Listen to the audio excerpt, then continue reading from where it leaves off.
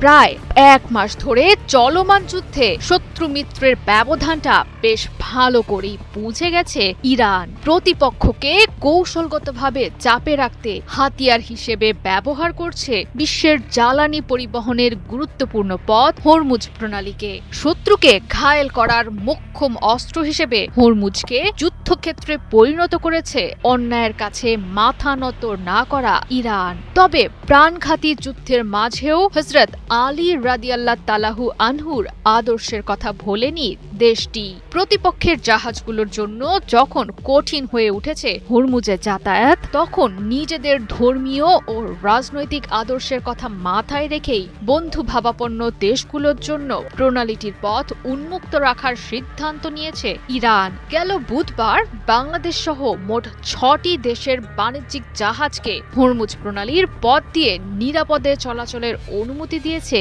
Iran. এক্ষেত্রে বাকি 5টি দেশ হিসেবে শোনা যাচ্ছে ভারত, চীন, রাশিয়া, পাকিস্তান এবং ইরাকের নাম।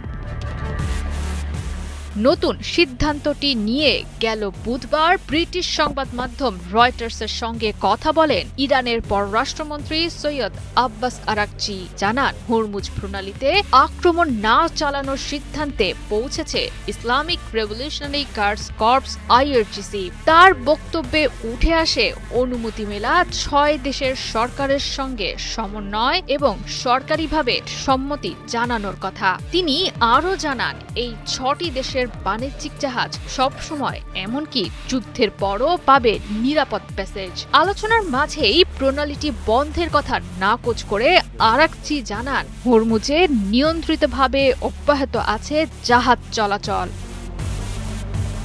তবে চলমান উত্তপ্ত পরিস্থিতিতে ইরানের সামুদ্রিক কর্তৃপক্ষের নিয়ম অনুযায়ী জলপথটিতে প্রবেশের আগে অনুমতি নিতে হবে সকল বিদেশি জাহাজকে।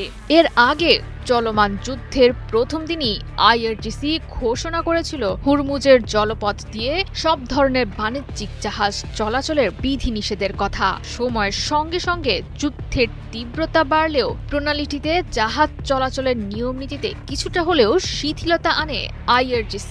তবে শত্রুভাবাপন্ন দেশ আমেরিকা, ইসরায়েল এবং তাদের মিত্রদের জন্য এখনও বিশ্বের জ্বালানি পরিবহনের গুরুত্বপূর্ণ পথটি নিয়ে নিজেদের কঠোর অবস্থানে অনড় ইরান।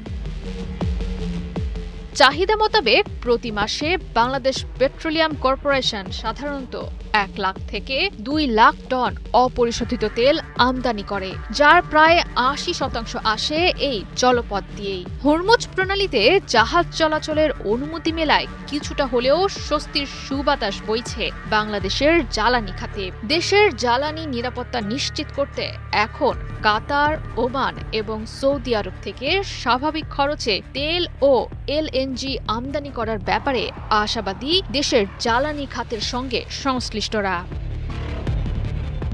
জয়া সরকার, ৭১।